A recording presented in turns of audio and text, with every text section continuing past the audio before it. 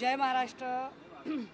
शिवसेना उद्धव बाळासाहेब ठाकरे पक्षाच्या वतीने या पत्रकार परिषदेमध्ये सर्व इलेक्ट्रॉनिक आणि प्रिंट माध्यमांच्या मान्यवर प्रतिनिधींचे मनपूर्वक स्वागत। आपण सगळ्यांना अवगत आहात ज्या पद्धतीचं वातावरण सध्या महाराष्ट्रात चालू आहे। 20 तारखेला बदलापूरची घटना उघड झाली, त्यानंतर पालकांवर 300 पालकांवर गुन्हे दाखल झाले, परंतु हे आंदोलन चिघळवायला कारणीभूत ठरणाऱ्या एका वामन म्हात्रेवर गुन्हा दाखल करायला 7 तास आंदोलन करावं लागलं, ज्यावर पुढे काँग्रेसचे ज्येष्ठ नेते राहुलजी हे सुद्धा बोलले। काल सुद्धा शिवप्रेमींनी जे आंदोलन मालवणमध्ये केलं, याही आंदोलनाच्या ठिकाणी पोलिसांनी कितीही प्रयत्न केला तरी नारायण राणे यांचे गुंड आणि त्यांची गुंडागर्दी ही भारी पडली। त्या गुंडागर्दीने जो धिंगाणा घालायचा प्रयत्न केला, या सगळ्यातनं एक मोठी गोष्ट पुढे येते, ती अशी की सरकारला आंदोलन हाताळता येत नाही। सरकारला आंदोलन हाताळण्यापेक्षा सुद्धा आंदोलन चिघळवण्यामध्ये जास्त रस आहे। सरकार आंदोलन चिरडण्याचा प्रयत्न करतं, चिघळवण्याचा प्रयत्न करतं। मग ते आंदोलन मराठा आरक्षणाचं असेल, तिकडे लाठीचार्ज करतात, इकडे देहू आळंदीला वारकरी असतील तरी लाठी हल्ला केला जातो, बारसू रिफायनरीमध्ये कोणी न्याय मागायला गेला लाठी हल्ला, अश्रुधूर सोडला जातो। बलात्कार झाला म्हणून पालक जाब विचारायला गेले तर पालकांना सुद्धा लाठीचार्ज आणि अश्रुधुराला सामोरं जावं लागतं। आणि काल पुन्हा तोच प्रकार। याचा अर्थ स्पष्ट आहे की सरकारला आंदोलन हाताळता येत नाही, सरकार आंदोलन चिघळवण्याचा जास्तीत जास्त प्रयत्न करतं। ज्या पद्धतीने छत्रपती शिवरायांचा पुतळा खाली आला, खरं तर यावर अजूनही आमची अपेक्षा होती की राज्याचे गृहमंत्री तथा उपमुख्यमंत्री आणि महाराष्ट्र भाजपाची एक महत्त्वाचं नाव म्हणून देवेंद्र फडणवीस यांनी भाजपाच्या वतीने, मोदी सरकारच्या वतीने एक पत्रकार परिषद घेऊन पत्रकारांनी जे प्रश्न उपस्थित केलेत, इतिहास संशोधकांनी जे प्रश्न उपस्थित केलेत, नागरिकांच्या मनातले जे सवाल आहेत त्यांचं उत्तर देणं अपेक्षित होतं, परंतु तसं उत्तर त्यांनी देणं टाळलेलं आहे। या सगळ्या संदर्भाने जेव्हा मुळात हा पुतळा उभा केला गेला होता, तेव्हाच इतिहास संशोधक इंद्रजीत सावंत यांनी 4 डिसेंबर 2022ला पत्र लिहून कळवले होते की सदरील जो पुतळा आहे याचं एकूण शरीर सौष्ठव बघता, ही एकूण कलाकृती बघता, कुठलाही पुतळा उभा करायचा असेल तर पुतळा उभा करण्याच्या आधी एस्थेटिक अर्थात कला संचालनालयाच्या अधिपत्याखाली एका समितीला ते सगळं काम दाखवणं भाग असतं। देवेंद्र फडणवीसांना आमचा प्रश्न आहे, काय कला संचालनालयाच्या समितीला हे काम दाखवलं गेलं होतं का? समितीने त्याला हिरवा कंदील दिला होता का? समितीने जर हिरवा कंदील दिला होता तर ते कोण असे विद्वान प्राणी होते की ज्यांना शिवाजी महाराजांच्या पुतळ्याचं शरीर सौष्ठव कळलं नाही? आणि जर त्यांनी तो हिरवा कंदील दिला नसेल, ती परवानगी दिली नसेल, तर घाईघाईने पुतळा का उभा केला? हा पहिला प्रश्न।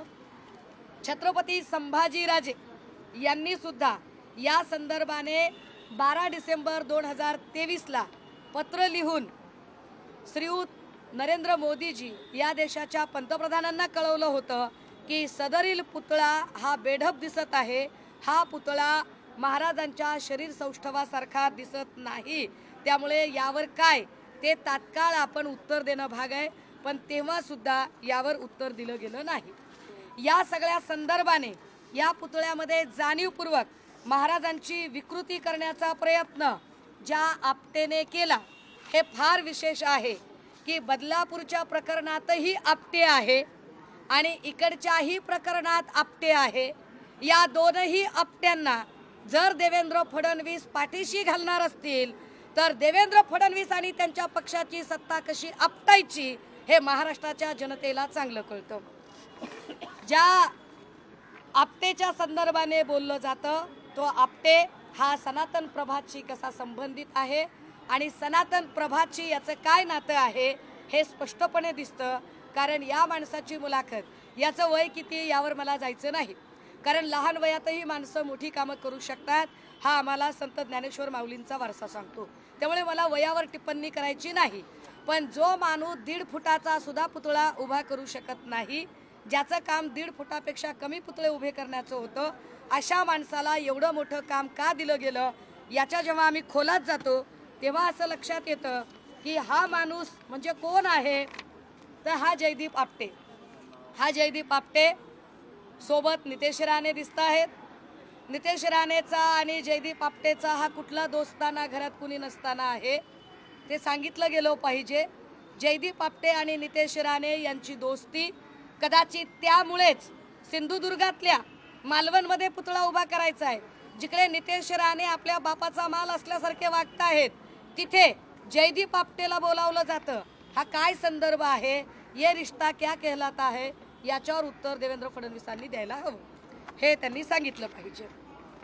या पुतळ्याच्या संबंधाने याचं विकृतीकरण करण्याचा प्रयत्न भाजपाने आणि विकृत जे सगळे मनुवादी आणि विकृत सनातनचे लोक आहेत त्यांनी काय पद्धतीने केला, त्याच्या काही जर सोशल मीडियावरच्या जर पोस्ट बघितल्या, हा इथे स्पष्ट पुतळा जयदीप आपटे आणि नितेश राणे, पुन्हा जयदीप आपटे आणि नितेश राणे एकत्रित, म्हणजे माझ्याकडे एक फोटो नाही की जयदीप आपटेचा आणि नितेश राणेचा काय संबंध आहे आणि म्हणून याला काम दिलं होतं का. एका अजिबात अनुभव नसलेल्या माणसाला महाराष्ट्राचं आराध्य असणाऱ्या शिवछत्रपतींचा पुतळा उभा करण्याचं काम कसं काय दिलं जाऊ शकतं. मी पुतळा उभा करणारे आणि ज्येष्ठ शिल्पकार असणाऱ्या भगवान रामपुरेजी यांना विचारलं की मुख्यमंत्री महोदय म्हणतात की ताशी 45 किलोमीटर वेगानं वारं वाहत होतं म्हणून पुतळा मोडकळीस आला. मुळात ताशी 45 किलोमीटरने वारं काय मालवणमध्ये पहिल्यांदाच वाहत होतं का. मी जरा आठवण करून दिली पाहिजे. हा तमिळनाडूमधला पुतळा आहे. हे ज्येष्ठ कवी आणि तत्वज्ञ तिरुवल्लन यांचा पुतळा आहे. हा पुतळा 130 फुटाचा आहे. हा समुद्रात आहे. हा 100 वर्ष होत आली आहेत आणि या पुतळ्याला अजून कुठेही डंख नाही. हा पुतळा अजूनही मजबूतीने उभा आहे. समुद्रातला 130 फुटी पुतळा हा अजूनही इथे ताकदीने उभा आहे आणि महाराष्ट्रात मात्र ज्यांना नौदल म्हणजे फादर ऑफ नौसेना असं म्हणून ज्यांना ओळखलं जातंय, त्या शिवछत्रपतींच्या पुतळ्याच्या बद्दल इतकी हलगर्जी का केली याचं उत्तर देवेंद्र फडणवीसांनी द्यायला हवं, जे अजूनही आम्हाला दिलेलं नाही. या पुतळ्याला जाणीवपूर्वक विकृत बनवण्याचा प्रयत्न ज्या लोकांनी केला आणि मुळात जो जयदीप आपटे आहे, हा जयदीप आपटे काय माणूस आहे त्याचे काही हे फुटेज आहेत की त्याने कुठली कुठली पेजेस आहेत. हा संभाजी भिडे, सनातन प्रभात, नथुराम गोडसे, एक संपूर्ण सत्य वगैरे सारख्या सगळ्या हिंसक पेजला ॲफिलेटेड असणारा माणूस आहे. याचं काय करणार आहात ते सांगा. अशाच पद्धतीनं अजून एक मोठा पुतळा आहे, जो पुतळा एकदम अडीग आहे. म्हणजे आपल्याकडे पुतळे चिकार उभे राहिले पण त्या पुतळ्याच्या सुरक्षेचा विचार केला गेला. हे आवर्जून सांगायला हवे की पुतळ्याच्या कुठल्याच महाराजांच्या पुतळ्याच्या कपाळावरची जखमेची खून दाखवलेली नाही. आपटेने जाणीवपूर्वक जखमेवरची ती कपाळावरची जखम का दाखवली, आपटेला नेमकं काय सांगायचं होतं, आपटेला शिवछत्रपतींचा अवमान करायचा होता का, आपटेने याचं स्पष्टीकरण आणि सरकारने सुद्धा याचं स्पष्टीकरण का मागितलं नाही. देवेंद्र फडणवीस आणि भाजपाची अशी इच्छा आहे का की छत्रपती शिवाजी महाराज, शाहू फुले आंबेडकर ही आमची अस्मिता आहे, आमची वैचारिक धरोहर आहे, ही सगळी वैचारिक धरोहर नामशेष करत काय तुम्हाला गोळवलकर आणि हेडगेवार स्थापित करायचे आहेत का. गोळवलकर आणि हेडगेवार यांना स्थापित करण्यासाठी हे सगळं नाटक चाललेलं आहे का, हे एकदा त्यांनी सांगितलं पाहिजे. आता जरा महत्त्वाच्या मुद्द्याकडे. काल देवेंद्र फडणवीस यांना विचारलं गेलं की अहो राणे काय बोलतायत जरा बघा, राणे काय म्हणतायत. त्यावर ते असं म्हणाले की जेवढं मी त्यांना ओळखतो त्यानुसार त्यांचा तो अजिबात स्वभाव नाही, ते अशा पद्धतीने कधीही कुठेही धमकी वजा बोलू शकत नाहीत. देवेंद्र फडणवीसांनी केलेलं कौतुक, त्यांची स्मरणशक्ती हल्ली कमी झाली आहे. मी त्यांना बहीण म्हणून काळजीने 1-2 किलो बदाम पाठवेन, कारण अजितदादांबद्दलही चक्की पिसिंग वगैरे डायलॉग केले आणि नंतर त्यांच्यासोबत पाठोपाठ लव्ह मॅरेज झालं. ज्या देवेंद्र फडणवीसांनी काल राणेंचं कौतुक केलेलं आहे त्या देवेंद्र फडणवीसांना हे कुणीतरी सांगायची गरज आहे. काय म्हणाले काल देवेंद्र फडणवीस की हे पूजा चव्हाण प्रकरणावरही असेच बोलले होते. यांना बदलापूरचं प्रकरण आता राजकारण वाटतंय. हे राजकारण करणारे देवेंद्र फडणवीस आहेत.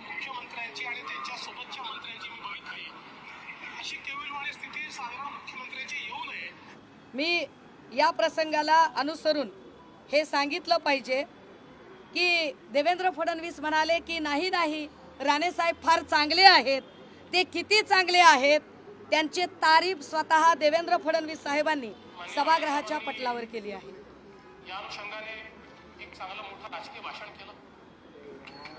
पुष्कळ दिवसांनी विरोधी पक्षाच्या भूमिकेत राणेसाहेब आल्यामुळे खरं म्हणजे राणेसाहेब एक गोष्ट आपण विसरले. जरा रेकॉर्ड काढून बघितलं ते जे शेतकऱ्यांच्या आत्महत्येबद्दल 302चा गुन्हा दाखल करा ही मागणी मी नव्हती केली, तुम्ही केली होती. खूप गोष्टी शिकलो तुमच्याकडनं. असं तुम्ही आमचे नेतेच होता. हे जे म्हणायचे तेच लावून धरायचो की नाही, त्याच्या मागे होतं कोण? आम्हीच.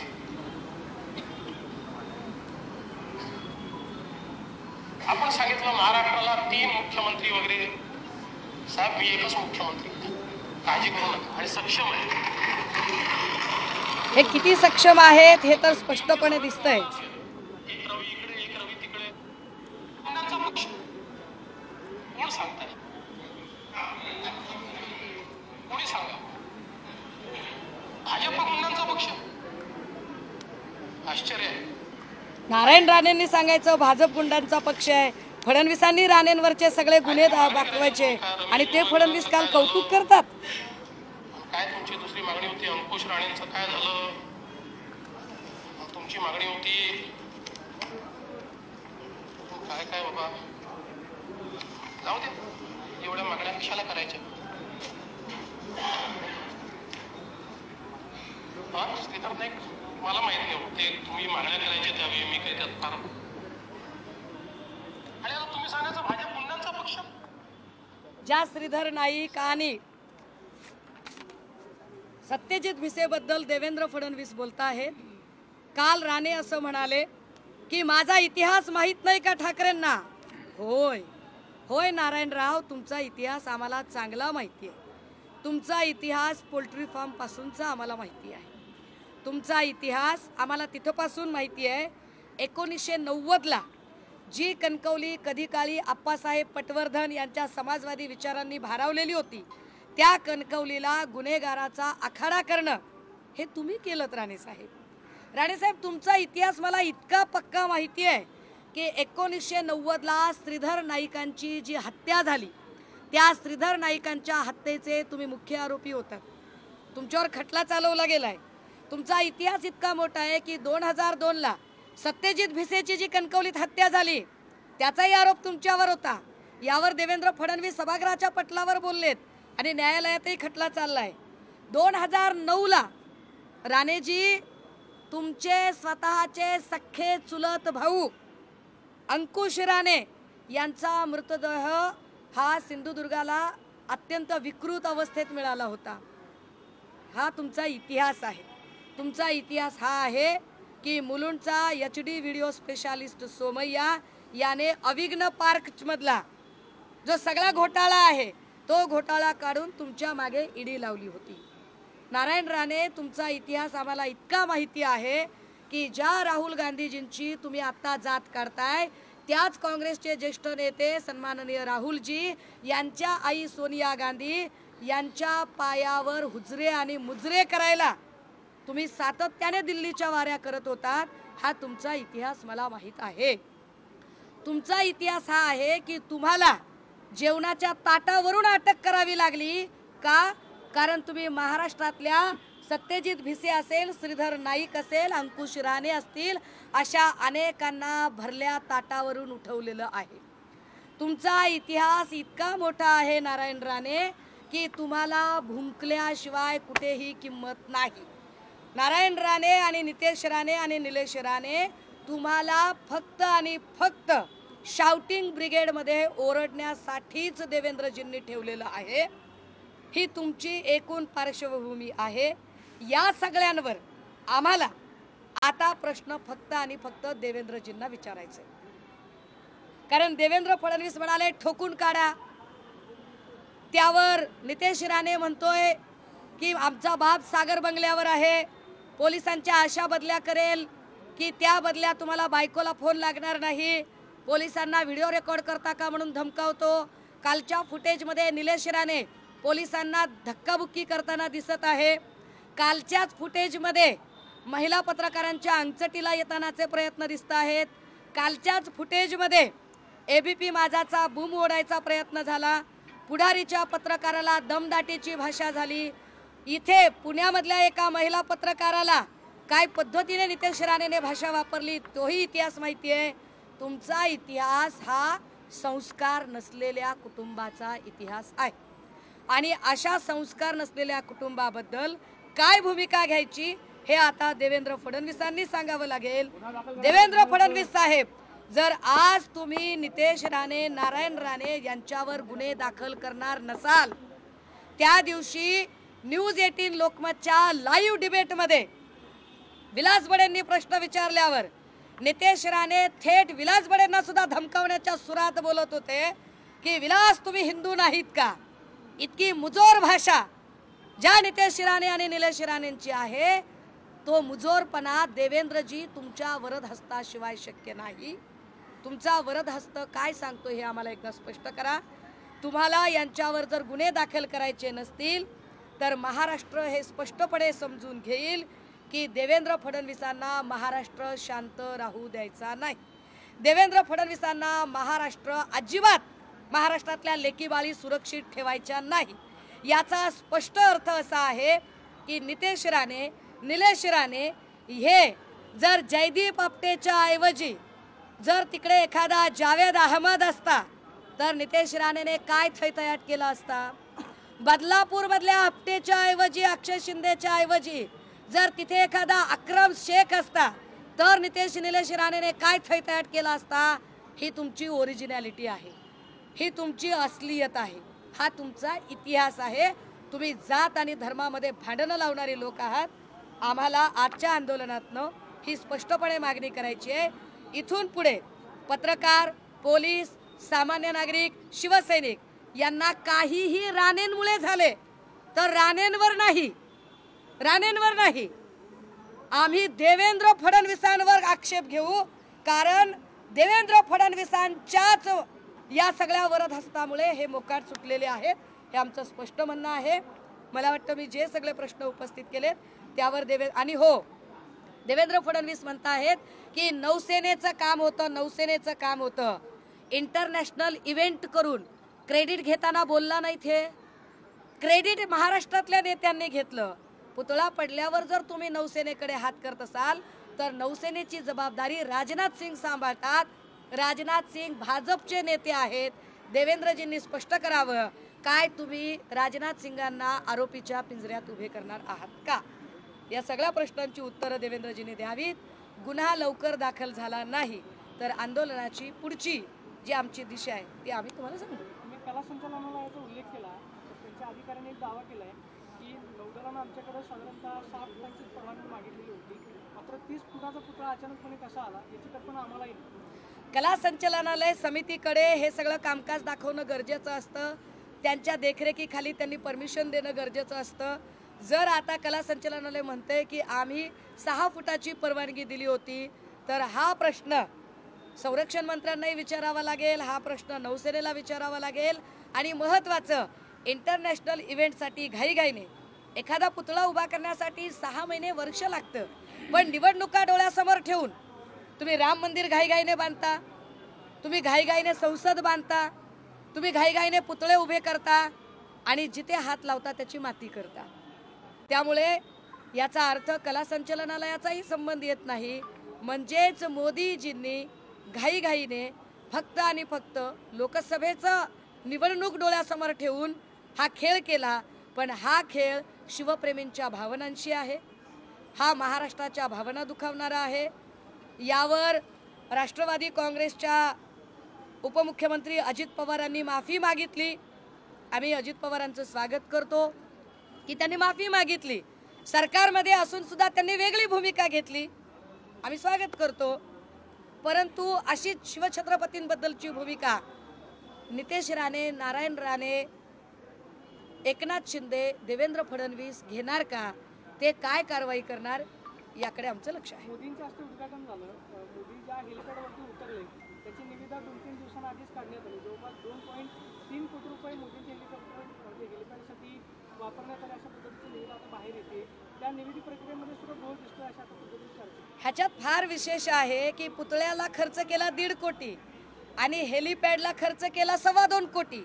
याचा अर्थ 4 आने की मुर्गी और 12 आने का मसाला असा जो कार्यक्रम करण्याचा मोदीजींकडून प्रयत्न झाला. या सगळ्याच गोष्टींची मी म्हटलं ना की आम्ही जे जे प्रश्न उपस्थित करतोय त्याची बाईजवार उत्तरं देवेंद्र फडणवीसांनी देणं गरजेचं आहे.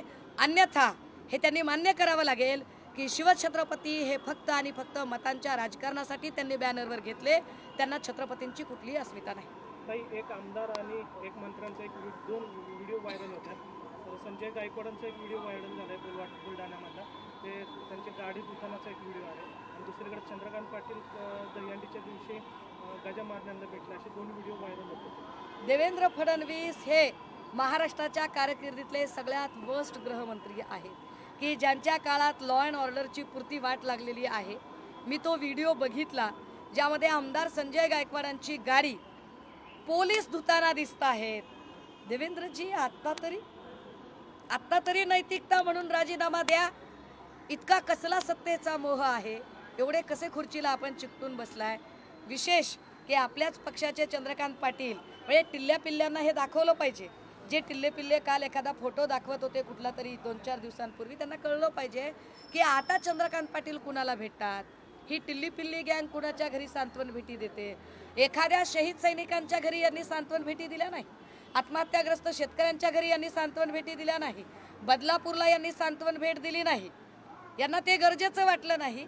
ह्या सगळ्या गोष्टी देवेंद्रजी आणि एकनाथ शिंदे सरकार चालवायला कशा पद्धतीने अत्यंत वर्स्ट राजकीय नेते आम्हाला लाभलेत हे चित्र स्पष्ट दिसतं. संजय शिरसाट असं म्हणाले की काल किल्ल्यावरती दगडफेक झाली, तर ही छत्रपती शिवाजी महाराजांच्या पुतळ्याची विटंबना नाही असल्या बाष्कळ लोकांबद्दल बोलणं सुद्धा मी तोहीन समजतो. नारायण एक प्रकारे धमकीवजा इशारा सगळीकडे देत आहेत. मात्र काल देखील ते म्हणले होते की जेव्हा शिवसेना स्थापन नव्हती झाली, आदित्य ठाकरे लहान पोरगा शेंगाबरोबर होता, त्यावेळेसपासून मला शिवसेना माहिती आहे, आता यांनी आम्हाला शिवसेना शिकवलं आहे असं एक प्रकारचं. नारायण राणे ज्या वेळेला कोंबड्या चोरून आणत होते आणि नारायण राणेंची अजिबात आर्थिक ऐपत नव्हती, तेव्हा त्याच्याही खूप आधीपासून प्रबोधनकार ठाकरेंनी मुहूर्तमेढ रोवलेली ही शिवसेना आहे. त्याच्यावर कपडे बदलतात तशा निष्ठा बदलणाऱ्या, हाच शब्द होता ना पुण्यात वापरलेला, कपडे बदलावे तशा निष्ठा बदलणाऱ्या राणे आणि त्यांच्या त्या टिल्ल्या पिल्ल्यांकडून आम्हाला ऐकायची गरज नाही आणि त्यांनी आम्हाला शहाणपण सांगायची गरज नाही. बात निकलेगी तो दूर तलक जाएगी. अगदी मग नारायण राणेंच्या घरातले कलर टीव्ही का फुटतात तिथपर्यंत ती गोष्ट जाईल, आम्हाला त्या थरापर्यंत जायचं नाही. अजित पवार बोलताना असं म्हणाले एका सभेमध्ये की महिलांच्या बाबतीमध्ये आपल्या अधिकाऱ्यांनी दिरंगाई केली, पण त्या अधिकाऱ्याला मी चक्कीत कशाला लावलं. कोण म्हणतंय? अजित पवार. हे मग का लावलं नाही अजून? का 7 तास आम्हाला आंदोलन करायला का वेळ लागला? बदलापूरच्या नंतरच्या किती घटना घडल्या, इथे खडकवासल्यामध्ये घटना घडली ना, 10 वर्षाच्या लेकरासोबत दुष्कर्म झाले. काय केलं खडकवासल्याच्या बाबतीत बरं? आत्ता औष्यामध्ये काल घटना घडली, परवा दिवशी 70 वर्षाच्या आजी यांच्यासोबत दुष्कर्म करून हत्या झाली. काय केलं त्याचं? का बरं पोलिसांचा धाक उरलेला नाहीये? अहो पोलिसांना जर आमदार गाड्या धुवायला लावले तर कसं काय धाक उरेल बरं? उद्घाटन मोदींनी केले, त्यांनी माफी मागितली पाहिजे की नाही पंतप्रधानांनी? नाही, मोदींनी तर माफी मागितलीच पाहिजे, पण मुद्दा हा आहे की तुम्ही 1.5 दिवसात पुतळा उभा करता म्हणजे काय? हा आपटे फरार कसा काय झाला? या आपटेसोबतचे जे मी मगापासूनचे जे सगळे फोटो दाखवते हे काय प्रकार आहे, हे नितेश राणेचं आणि याचा काय गौड बंगाल आहे ते आम्हाला एकदा कळलं पाहिजे ना. फोटो दाखवायचा फार शौक आहे ना नितेश राणेला. मग हे सगळं काय आहे गौड बंगाल हे एकदा कळलं पाहिजे लोकांना. का वाचवलं जातंय अजूनही ह्या सगळ्यांवर बोललं पाहिजे. आणि तुम्ही जे म्हणताय की धमक्या वगैरे देतायत राणेंनी धमक्या दिल्या आणि कोणाला इजा झाली, पत्रकारांना हो, शिवसैनिकाला हो, पोलिसांना हो, मला असं वाटतं की त्याची जबाबदारी राणेंवर न ढकलता त्याची जबाबदारी देवेंद्र फडणवीस यांच्यावर ढकलायला हवी. कारण देवेंद्र फडणवीसांनी राणे नावाचा माथे फिरू मोकाट सोडलेला आहे. ज्या माथे फिरूला अजिबात लॉ अँड ऑर्डर कशाशी खातात कळत नाही. मुख्यमंत्र्यांकडून तर मी अपेक्षाच करू नये, कारण ज्या शांतिगिरीने दंगल निर्माण झाली ज्याच्यामुळे त्या शांतिगिरीच्या पाठीशी मी ठामपणे उभा आहे असं म्हणणाऱ्या मुख्यमंत्र्यांकडून आम्ही काय अपेक्षा करावी. मला वाटतं की या सगळ्यांना उत्तर महाराष्ट्राची जनता फार ताकदीनं देईल.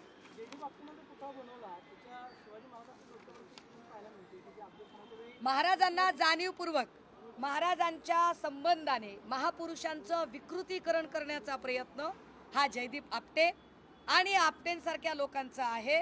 मी आपल्याला जे पेजेस दाखवले, संभाजी भिडेंचं पेज आणि अनेक पेज, या पेजवर त्या खुनेबद्दल अत्यंत कुत्सित भावनेने जयदीप आपटे बोलत आहे. या जयदीप आपटेचा नेमका अजेंडा काय होता ठरवून, कारण त्या पुतळ्याची वेशभूषा, त्यांच्या पायातल्या वाहना, त्यांनी हातात घेतलेलं शस्त्र, ह्या सगळ्या गोष्टी बघितल्या तर या पुतळ्याबद्दल कुठलाही शास्त्रीय अभ्यास केला नव्हता हे चित्र स्पष्ट आहे.